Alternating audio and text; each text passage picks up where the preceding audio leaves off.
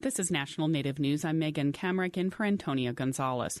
The Trump administration has announced the forms for the 2020 census will be printed without a controversial citizenship question. NPR reports the abrupt decision on Tuesday followed a ruling by the U.S. Supreme Court rejecting the reason the administration gave for adding the question.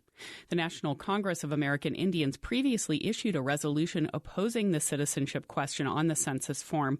The organization said it could cause added confusion when filling out the form, which could negatively affect the response rate for Native Americans, a population that is historically undercounted in the census. In Montana, the Assiniboine and Sioux tribes shipped 5 of their bison herd to another tribal nation recently. As Olivia Reingold reports, the exchange is part of an effort to restore bison populations across Indian country. In a historic agreement between the Fort Peck tribes and the Eastern Shoshone, 5 bulls were loaded onto a trailer and traveled over 500 miles to the Wind River Reservation in Wyoming. Be almost like your children when they move on, you know that you can't stop it. But yet you know they're going to a good place. That's Robert Magnan, the director of the Fort Peck Tribe's Fish and Game Department. We spoke in the days leading up to the transfer. Okay, your tuberculosis, make sure that they're free, and the brucellosis, make sure they're free. In 2014, the Fort Peck Tribe spent $500,000 constructing a state-of-the-art quarantine facility for brucellosis. It's a disease that ranchers dread because it can make cattle abort their fetuses. That said, there have been no recorded cases of bison transmitting brucellosis to cattle. Still, the Montana state veterinarian had to certify that the bison were brucellosis-free before they could be sent to Wind River. It's not something I could show other states that ask us if we do this, that I have proof that we have done this before. That matters because Magnan wants to help other tribes start their own herds, too. Chairman Floyd Azure says restoring his tribes and others' connection to buffalo is a priority for him. I'd like to see every reservation, every tribe that had anything to do with the bison, to have bison on their reservation.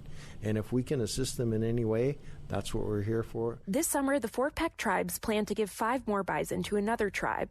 This time, the Rosebud Sioux in South Dakota are the lucky recipients. For National Native News and Yellowstone Public Radio, I'm Olivia Reingold. In South Dakota, a new law took effect this week requiring the Division of Criminal Investigation to gather data on missing and murdered Indigenous people. The Argus Leader reported it also requires the agency to create procedures and training on handling cases involving women and children. North Dakota passed a similar law earlier this year. Montana also is hiring a specialist in missing persons and creating a missing Indigenous persons task force. A similar task force will be created in Minnesota under a law that went into effect this week. A woman who won a legal challenge in Oklahoma against a law that stated only federally recognized tribal members could sell their art as native-made will not be allowed into this year's Santa Fe Indian Market. The Santa Fe New Mexican reports Peggy Fontenot is a member of the Patawomac Indian tribe of Virginia. It's recognized by the state but not the federal government. She applied to show her photography and beadwork at the market, but the Southwestern Association for Indian Arts, which organizes the market, denied her application and those of several others. SWAIA officials said they're enforcing a rule that only artists from federally recognized tribes, nations, and pueblos can show their work at Indian Market. But Fontenot called the designations arbitrary and said numerous state-recognized tribes are in the process of petitioning the federal government for recognition. Her attorney, Caleb Trotter, with the Pacific Legal Foundation, said this debate about who can be called Native American is growing, and it's hampering the ability of artists around the country to participate in art markets. For National Native News, I'm Megan Kamrick.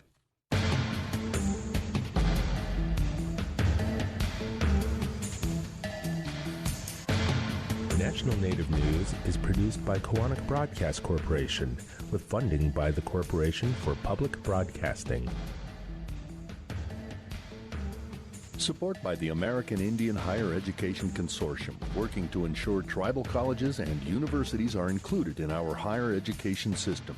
Info on 37 tribal colleges and universities at aihec.org.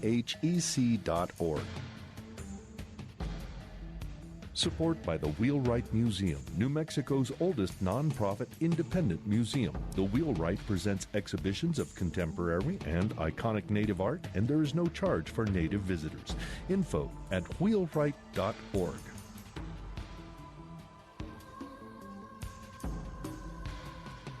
Native Voice One, the Native American Radio Network.